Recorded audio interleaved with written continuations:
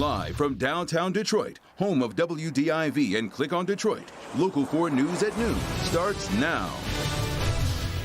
The boys of summer are getting back to work. Tigers Summer Camp 2020 is underway at Comerica Park. We're going to have a live report for you. Plus, we're tracking the latest with the coronavirus here in Michigan and all across the country as we take a look at the impact the virus is having on your holiday weekend. But first, speaking of the weekend, it's a pretty humid start to the 4th of July. The local forecasters are tracking your complete forecast on this Friday afternoon. And that is where we begin this afternoon. Meteorologist Brandon Rue is standing by, and you look very warm, Brandon, to say the least. Well, I've got the bright sun, the brightest of all lights, just beaming down. And we've been spoiled all week without humidity, so finally it is here, and it is a sweatshop out here. I mean, just an absolute steam bath. So we're at 89 degrees with a wind chill of 92. Perhaps you can hear the crew next to me doing the work, just sweating through this. We've got humidity up with northwest winds, a little unusual, but just dragging in some moist, humid air, and feels like our heat index temperatures primarily in the low to middle 90s out there already. So we're going to hit 92 today with the increase in heat and humidity. The feels like temperature closer to 95, 96. So the obvious advice: hydrated, lots of water, Gatorade kind of thing, light, loose-fitting clothes. Also recommending the local forecasters app today to keep an eye on those temperatures, but also a few isolated pop-ups through the mid or late afternoon with the heat of the day. And if you're boating, golfing, anything like that, that local forecasters app will keep you ahead of the storms with interactive radar. And really, I think today, the steamiest and hottest of the entire weekend, Evrod. So we'll take a look at the 4th and beyond, just getting through this steam bath. All right, we'll let you go inside in the air conditioning or into the shade, Brandon. We'll check in with you shortly. Our other top story that we're following for you this afternoon: the team kicked off its first official workout since spring training was suspended over 3 months ago due to coronavirus. Of course, we're talking about the Tigers. Jamie Edmonds joining us now live this afternoon. Jamie, they don't have a lot of time to get ready for the season. No, they do not. They have 3 weeks to get back into game shape before they have that 60-game shortened season, and they've been off more than 100 days. Today, behind me, the pitchers and the catchers are wrapping up their workout. Monday is when everyone will be here. Now, even though we're here at Comerica Park, it's far from usual baseball protocol. Players can't spit, they can't lick their hands, they have to stay socially distanced from each other. Ron Gardenhire has to limit his mound visits. Now, the good news: Michael Fulmer is here. He's looking really good. He's pitching from the mound. That's after being off for more than a year with that Tommy John surgery. The pitching could be the strength for the Tigers this year, and Al Avila said recently that in a shortened 60-game season, anything can happen.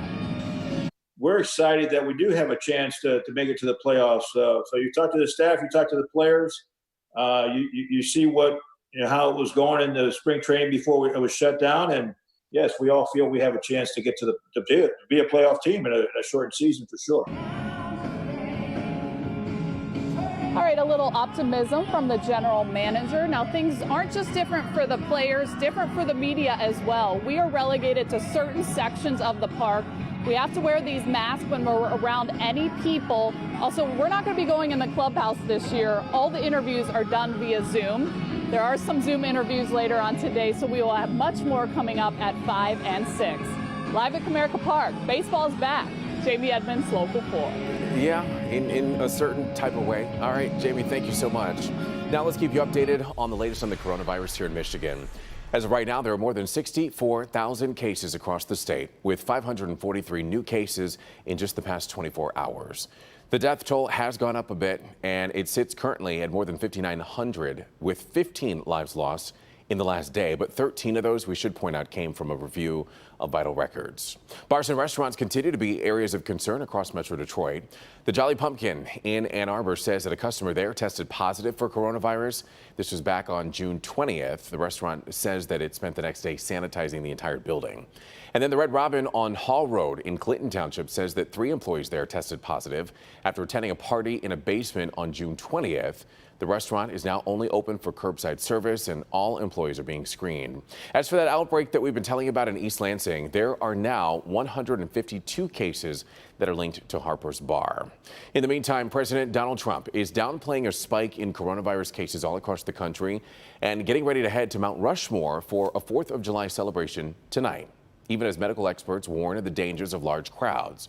Alice Barr is in Washington for us this afternoon with the very latest. President Trump overnight on Twitter again blaming the surge in virus cases on more testing and calling that great news. But medical experts are stressing it's not just the overall number of cases, but the positive rate of infection going up that has them worried. And they are urging all Americans not to let their guard down this weekend. At the start of the holiday weekend, President Trump preparing for major events at Mount Rushmore and here in the nation's capital, as leaders across the country urge people to avoid large crowds that could become coronavirus super spreaders. The only thing we have really are people deciding that they're going to take control of this. A record-breaking surge already stretching hospitals to the limits and shutting down struggling businesses once again. It's pretty devastating. We just opened up. We've been open for about 2 weeks now since the last shutdown, and now we'll have to shut down again. The new reopening rollbacks are not reflected in another record, 4.8 million jobs added last month. Our economy is roaring back. It's coming back extremely strong. The president's Democratic rival accusing him of declaring victory in the middle of a crisis. We're still down nearly 15 million jobs, and the pandemic is getting worse, not better. Lawmakers agree the country needs another relief package, but heading into a 2-week recess, they're still far apart on what to include. It'll be very carefully crafted. It won't be $3 trillion left-wing wish list like the House cobbled together. If we don't do the direct payment, put money in the pockets of the American people, we're going to be in a worse economic situation. America entering Independence Day weekend in another fight for its future. Health officials stressing the need for masks to slow the spread, and now more states are getting serious. In a surprise move, Texas issuing an order to wear face coverings across nearly the entire state. And now Kansas is following suit with its own statewide mask order taking effect today. In Washington, I'm Alice Barr. Back to you. Right now we have a sad Local 4 News update about a house fire on Detroit's west side. We've just learned that a second child has now died. It happened back on Tuesday at a home near Joy and Evergreen. Detroit firefighters are telling us that a 6-year-old girl died after suffering critical injuries in that fire. A 9-year-old girl was pronounced dead there at the scene. A mom, father, and 6-year-old boy were able to escape, and thankfully they will be okay, but certainly having to live with the loss of 2 other family members is very, very difficult. We're told the cause of the fire is still being investigated.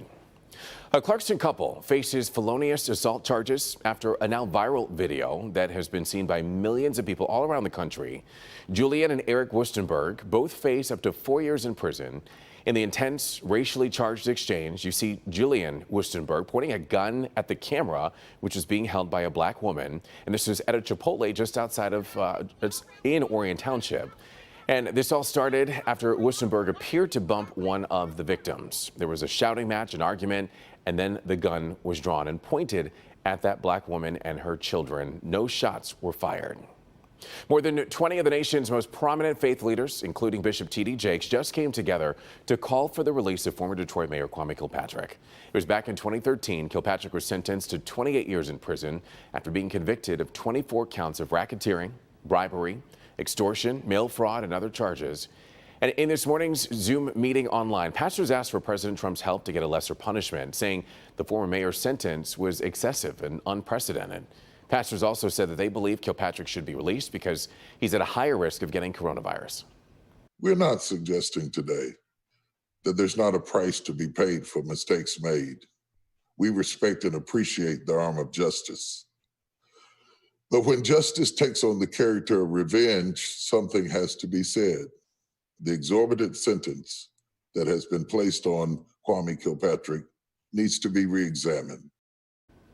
And pastors also called for debt forgiveness for black farmers. Still to come here on Local 4 News at noon, with the warmer temperatures this weekend, many of you are probably going to be heading to the pool to cool off for a bit. But before you go, we're going to tell you the do's and don'ts around the water. But first, an investigation is underway after an overnight fire in New York. Find out what firefighters believe started it and a reminder that it serves for the holiday weekend.